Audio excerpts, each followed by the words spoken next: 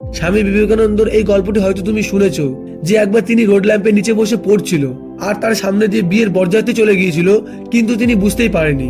তখন একটি লোক তাকে জিজ্ঞেস করেছিল যে সামনে এত চিৎকার চেঁচামেচির মধ্যে আপনি কি করে পড়ছিলেন। তখন স্বামী বিবেকানন্দ বলেছিলেন, আমি তো জানিই না যে আমার সামনে এত আওয়াজ বা চিৎকার চেঁচামেচি হয়েছে।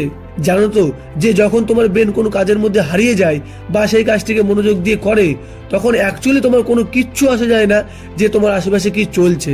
তুমি কোনোদিন বককে তো খেয়াল করেছো যে নদীর পাড়ে দাঁড়িয়ে একভাবে জলের দিকে তাকিয়ে থাকে, কনসেন্ট্রেশন এত হেভি হয় যে ঠোঁটটা একবার জলে ডুবায় আর মাছ নিয়েই ওঠে, কিন্তু ওই 1 সেকেন্ডের জন্য তাকে মিনিটের পর মিনিট বা ঘন্টার পর ঘন্টা ফোকাস করে যেতে হয়।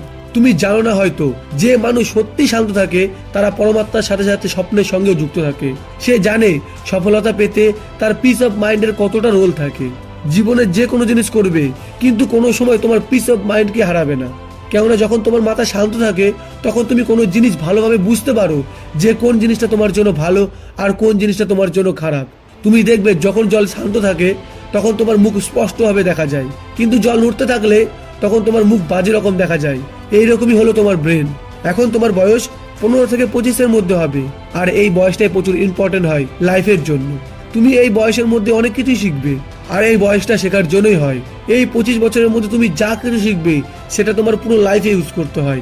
যেটা তুমি শিখবে, যেটা তুমি জানবে, যেটা তুমি বুঝবে, সেটা ইউজ করতে হয়। এই জন্য ভালো নিজের ওপর মনোযোগ দাও। আর এই তোমার জীবনে 25 বছরের মধ্যে যদি 25 মাসও নিজের ওপর ইনভেস্ট করো, তাহলে আগে 50 সাল তোমার সিকিউর হয়ে যাবে, আর তুমি তোমার লাইফকে এক সাকসেসফুল মানুষের মতন বাঁচতে পারবে। প্রতিদিন কিছু নতুন শেখো, প্রতিদিন কিছু নতুন জানো। আর এটা জরুরি নয় যে তোমার পড়াশোনায় মন বসে না বা তুমি ক্লাসের লাস্ট বেঞ্চে বসো বলে তোমার জীবনে কোনো কিছুই হবে না, এই কথাতে কোনো কিচ্ছু আসে যায় না। এপিজে আব্দুল কালাম একবার বলেছিলেন যে সবচেয়ে পাওয়ারফুল ব্রেন ক্লাসে লাস্ট বেঞ্চে বসা ছেলে মেয়েদের মধ্যেই হয়। এই জন্য কারো কথাতে কোনো আসে যায় না যে তুমি কতটা বুদ্ধিমান বা তুমি কতটা বোকা। এখন তোমার ব্রেন কিরকম চিন্তা ভাবনা করে, এখন তুমি তোমার লাইফে সাকসেস আছো নাকি নেই, এই সব কথাতে কোনো আসে যায় না। কিন্তু তুমি তোমার ব্রেনকে শার্প করলে, যে কোনো কাজ মনোযোগ দিয়ে করলে, তাহলে তুমি অবশ্যই সফল হয়ে যাবে। এই কথাটা তোমার ভুললে চলবে না। দেখো, লাইফটাকে তুমি যেরকম তৈরি করবে সেই রকমই তৈরি হবে। লাইফে এরকম কোনো কিছুই হয় না যে তুমি চেষ্টা করে যাচ্ছ কিন্তু পাচ্ছ না। তুমি সব পাবে, আগে চেষ্টা তো করে দেখো। আর তুমি যদি ফেল হয়ে যাও তাহলেও তুমি অনেক কিছু পাবে, লাইফে অনেক এক্সপিরিয়েন্স শিখতে পারবে।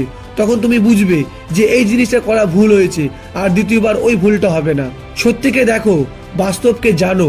সফল জীবন পেতে এমন কি লাগে? একজন মানুষ যে কিনা তার লাইফে কিছু অ্যাচিভ করেছে, তার সামনে দ্বিতীয় কোনো অপশন হলেও সে তার স্বপ্নের জন্যই পাগল থাকে।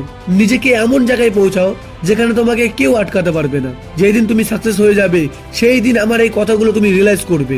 যেই সব জিনিসের ওপর তুমি এখন টাইম দিচ্ছ এইগুলো পুরোই ফালতু, কোনো কাজে আসবে না। আসবে তো শুধু সেটা যেটা তুমি নিজেকে তৈরি করার জন্য দিয়েছো। তোমার মাথায় যে ইনফরমেশন আছে সেটা কোন বিষয়ে, এটাই জরুরি তোমার জন্য।